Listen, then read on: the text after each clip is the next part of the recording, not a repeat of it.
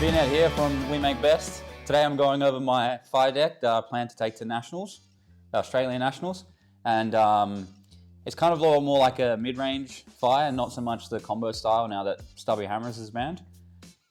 The main equipments we use are down the bottom here. We always run Searing Emberblade. I think it's better than Kadachi's because it's just 2 mana for 3 damage instead of 2 mana for 1. And we don't really care too much about the wide chain links of Kadachi's. Flamescale, Furnace, and Tiger Stripe Shuko are your go-to options because they just block for 2. The Shuko is actually really good in this deck as well because of how many yellows we run, so we can actually buff the Phoenix Flame more often than not. Flamescale Furnace, I don't think I activate it rarely, it's more just for the blocking power. And I have cut Snatch from this deck so I can actually run Tire Flippers as my main legs, so then I don't have to actually sideboard it or like have an extra slot dedicated to the snaps, so I can just keep that as my main equipment. I don't have to side in for like Runeblade matchups. We have Mask of the Pouncing links. This is basically only for Oldhim or sometimes Bravo as well, because they don't really, like Oldhim's going to block you anyway, or Bravo is going to like try and block you anyway, so the Mask of Momentum is not actually forcing them to block. So often you'll just hit with this and then you'll just find Lava Burst and just come in for 5 at the end of the turn.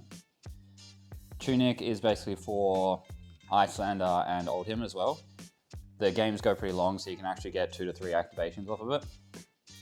And Breeze Rider Boots, we just bring it in for a block 1 against Bravo as well.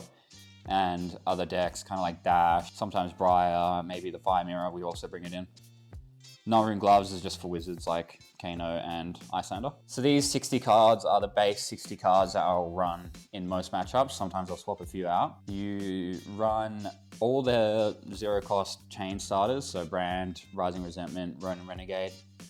And we also have 2 Mounting Angers and Spreading Flames as well to start our chains.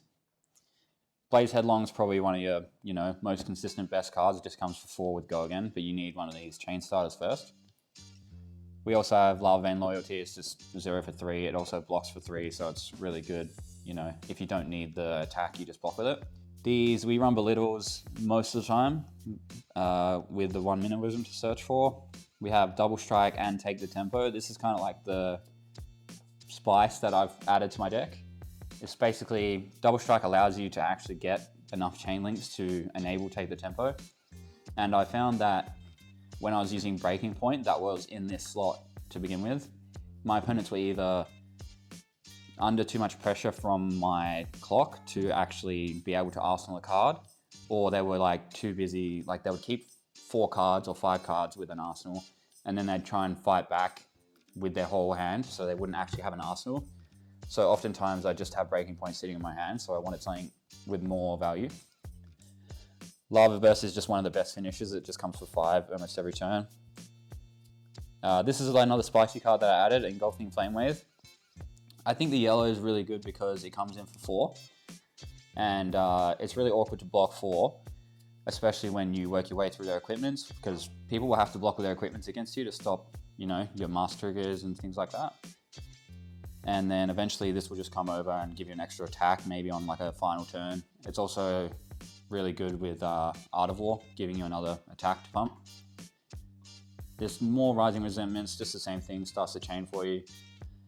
Lava Vein Loyalty, it's a good yellow value, kind of blocks for 3, which is also really good. And Salt the Wound's another finisher. In my opinion, not as good as Lava Burst, so I have trimmed 1. And probably the best card in the deck is Art of War.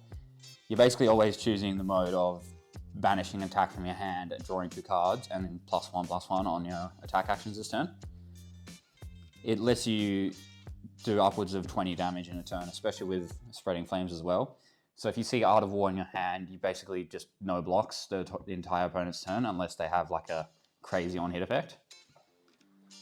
Then the blues that we run, we're running Lava Vein Loyalty, Soul Beach Strike, and Cinder Skin Devotion as 3 block blues.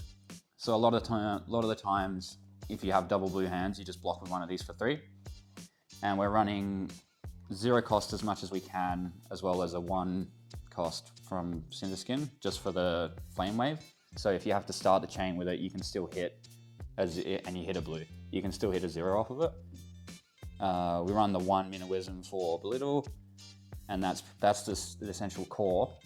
A lot of Fai decks I see run Tome of the Firebrand or Rise Up, Phoenix Form, Rise from the Ashes, stuff like that.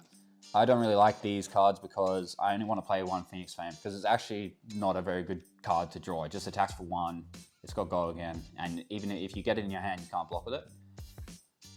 So while Rise Up and to a lesser extent Phoenix Form can be strong, I just think it's not worth having, you know, such weak cards in your deck, because you don't draw them.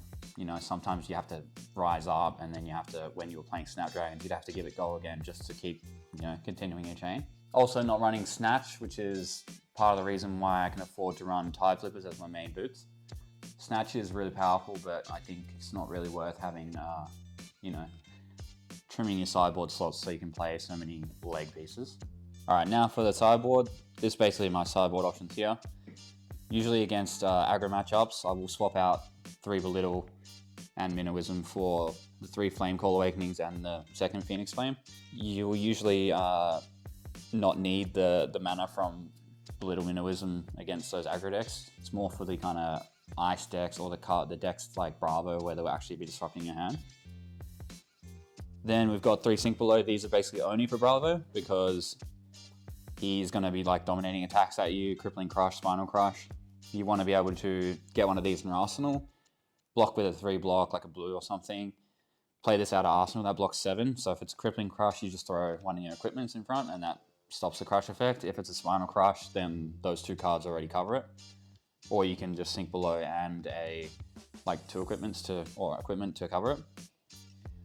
The 2nd Minnowism comes in against the ice decks like Lexi, Oldhim, and Icelander.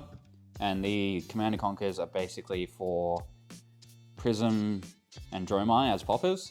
And they also come in against Lexi to disrupt their arsenal, because it's a really bad matchup. And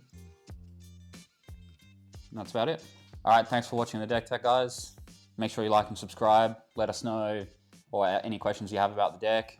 And we'll see you in the next video.